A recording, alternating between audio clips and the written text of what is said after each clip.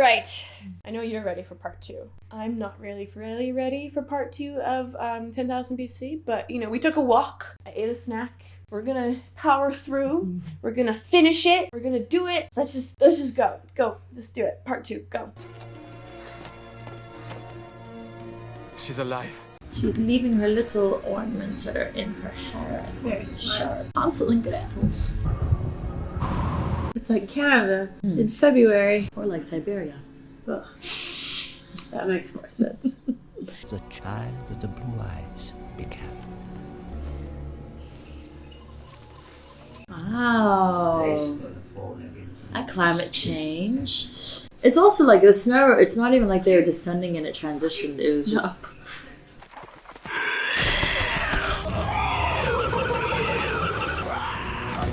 Terror birds! Okay. The terror birds. Terrifying but true. They did exist once upon a time, but not on this time period. No, I love them though. Yeah. They're so cool. So I think that their time frame ranges between, it's like 60 something million to 2 point something million. Yeah, it was like 2 million years ago they went extinct. Yeah. The formal name for them is Forest Racidae. The location or the geographical location of them also wouldn't fly. They were more so in South America, Southern North America, or in grassland environments or landscapes. And also these were a part of this kind of carnivorous clade, and they were horrible. Well, they were horrible. They were really aggressive and intense apparently, and they were huge. Yeah. Think Jurassic Park terrifying but worse. Think of chickens. Jurassic Park with feathers. Think of pelicans, but centuple the size and meat eaters. But on top of that, why are they all of a sudden in this Amazonian rainforest? How did they get there?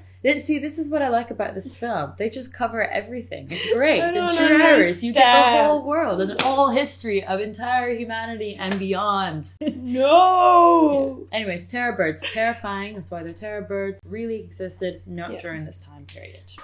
Where's that CG? I think he speaks of delay. Also, language. 10,000 BCE. I just realized. There are too many things to talk about in this movie. Yeah. And where are they now? The desert! How long have you walked to get from freaking Siberia to the Amazon to the desert? Have to face alone the mighty beast who rules these lands. Very expertly avoided all of the very sharp spikes. Yes. Oh, this tiger. It's so big, man. What's with them and the giant animals? The saber-toothed tiger cat type thing that they've got going on there. So these types of smilodons is what they're called. They were not found in this area. Even though, well, maybe if they're in the rainforest, they could be in South America. They just transported over. But if you're going from where they were from the Ural Mountain, they would not be here. Eurasia did have saber-toothed cats, but their teeth were not that big. That's a little bit of an issue. They did have them around during this time period, so that's something they got right. But they made this thing so freaking huge. It would not have been that big. I know they based it off of the liger, but they would definitely not have been that big, you guys. It's just a little bit more for Hollywood. What is this? An agrarian society? It's the Middle Ages. What? They have grass. Wow, Grass? they have grass. Oh my god, and they have thatched roofs. Ugh. About the plow, we're not particularly certain where it originates from. Most evidence points towards starting with the Egyptians and the Sumerians around 4000 BCE. However, it doesn't originate in the setting of 10,000 BC, the film. No, in wherever they are in Africa. Yes. I don't know. No, it happened where the plow was found. Yes. Surprisingly. And further than that, agriculture also didn't begin there. Agriculture in its infancy was in the Fertile Crescent. So there's the Tigris and the Euphrates in Iraq, and in the middle, it is fertile. Yes, it is a fertile. It's like a womb. Crescent. Yes. Yes. Anyways, but that's possibly where it kind of all was starting. Yeah. I'm too sick for this movie. Also, the ceramics. Yeah, ceramic. We'll talk about that. Oh my god. Popcorn. Here, take this corn. It's fully fledged domesticated corn.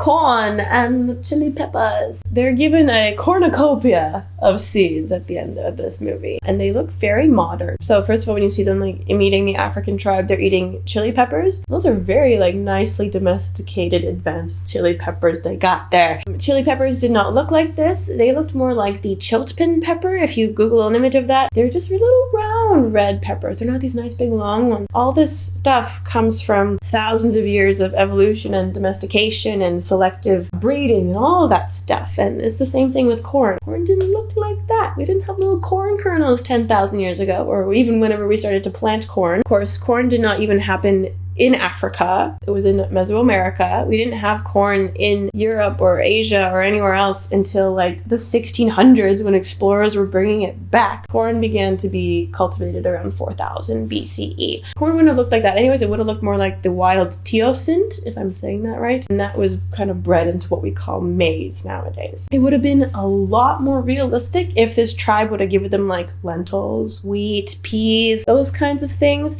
that would have been actually common in that area, and those are the crops that were first domesticated for farming in the Fertile Crescent. So what is this? Oh, Also, they've never swam probably.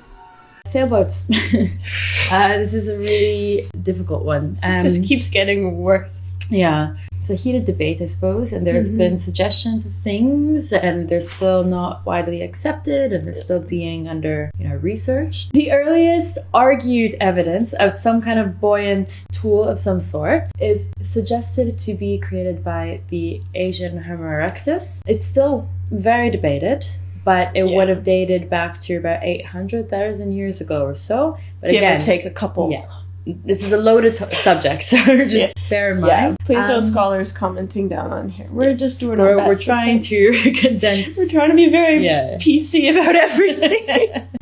But further than that, the earliest evidence we seem to find is about 42,000 years ago with Homo sapiens using, these kinds of raft type things. Yeah, so you start seeing it. So you can also see some evidence of early people in Australia area using some kind of, again, buoyant tool, we'll just say that, boat-like thing to travel between islands. But even that, again, this is all very advanced technique, I suppose. But the thing is, they would not have looked like the ones in the film at all. That is the main point, wrapping back through the film itself. Those are like Sinbad boats, man. Yeah. Like, just fancy. So sailboats in the way that we see in the film would have been invented around the 5th millennium BCE, and they would have been, invented by the Egyptians. So maybe that's what they're trying to replicate in the film.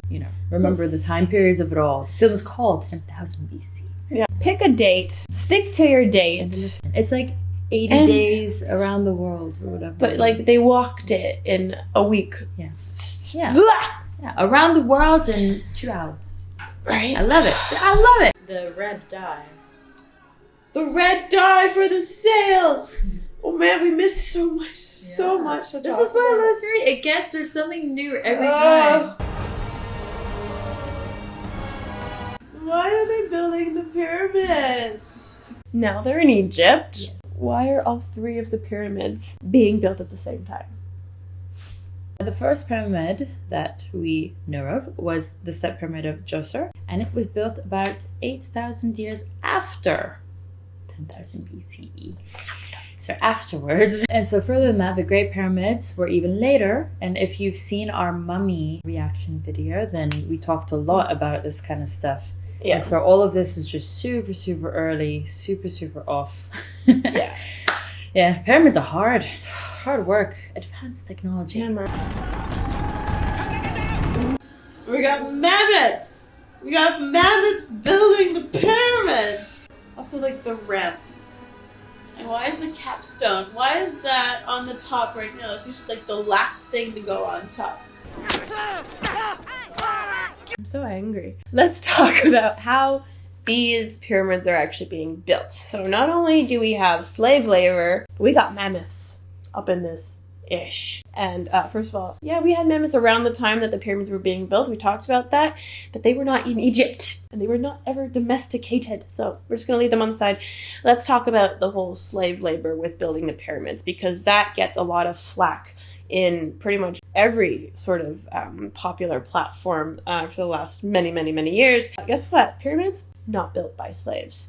These are very important building projects, and they were very important to the pharaoh, which means that they needed skilled workers to complete these tasks, right? Also, the pyramid, you know, it's a very big architectural feat, so if you have unskilled workers doing this work, it's not going to turn out the way you want. You need skilled craftsmen, you need masons, you need engineers, you need mathematicians, you need all these types of people that are highly educated and treated well. And that's actually what happened when you're building the pyramid. There's evidence of about 10,000 people working at a time in 3 months shifts. So that means they would come and do their work and they'd go back to their families and do all their farming, things like that, all their normal work throughout the day. And people were actually really proud to be working on this. They even had volunteers coming to work on the pyramids. So it was a big deal, and they were very well taken care of. They were fed fish and beef was a big thing back then. Like, if you were given beef by the pharaoh, like, you know, he liked you. Okay. They were not built by slaves. Don't believe it.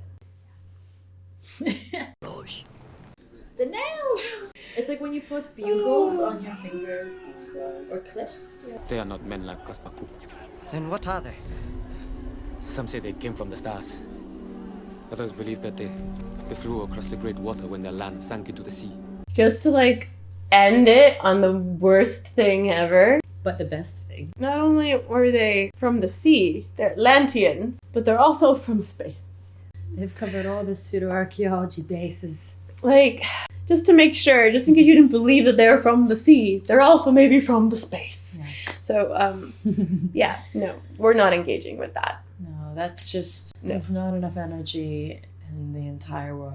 No, I'm over it. To do that one. The movie cannot be redeemed. It's done. The colors, especially the purple dye. That's another thing, the purple dye. It's a very royal color. Where did it come? The Phoenicians? Phoenicians. Yeah. Yeah. That's like, 8,000 years later. Yeah. The purple's The blue. a really expensive color to make in history, and the blue. The Blue red. is Minoans, yeah? Mycenaeans. Yeah. It's Greek, Mediterranean. But the Egyptians first came out with blue. I don't know if they did with blue dye, but they're the ones that had a word for blue. Oh yeah. Because the Greeks never had a word for blue for a long time. But they use blue on their frescoes. Yeah. More frequently. And the Phoenicians? Phoenicians did the purple. Yeah, and they then had the the shell. Romans made it popular. Romans really loved that. Yeah, because it's royal. Do they even have textiles? Well, that's a whole other thing. Do they even have textiles? Yeah. They spun linen and developed weaving in 3400 BC. Also with human sacrifices, like usually they would have a ritual, like a Right. ritualized area. You would just toss them over the wall Gonna throw a guy off onto the wall. a cart. Aha! Cartography. That makes sense. What? On the Yeah, look, papyrus see, they there's the had. sextant. There's, look Yeah. at that. See? Yeah. What's that? Paper. Why? But we now know the papyrus is, what was it, around in the mid It's like 3000s? 3000 BC. Oh yeah, he has a telescope. They had no paper. They had no navigation tools. Pestle and mortar, and a refined one, not a grinding stone. That makes sense. Also, that style of bow and arrow. Any bow and arrow. This is why do they have bow and arrows? Your father wanted to bring these back to you. They will feed your people. They're just gonna go plant this corn in Siberia now. In the permafrost of the land. In the mountain. They're just like filming. I love going to the mountains to find the mountain corn. I love to farm in the mountain. So that was a mess. A good mess. I like how we have this good cup, bad cup thing going on now. But Oh, we're just so that was 10,000 BC, guys. Thanks for watching. If you liked it, don't forget to, hit that like button. Subscribe to the channel to make sure you don't miss any more of these amazing reaction videos. Huge thanks to all of my patrons over on Patreon. If you guys want to go ahead and support the YouTube channel as well, go ahead and click that link in my description below. You get some really cool behind the scenes content, like the behind the scenes making of videos of these reaction videos, which is actually pretty hilarious of just Jude and I being ridiculous. So that's always a big perk. Also, a big thanks to David Ian Howe of Ethnocynology. Go give him a follow because he helped fact check all of our info that we gave you today. Follow Jude on Instagram, Jude's Archives, right over here. Follow me on Instagram. You already know by name by now. Stay dirty, my friends.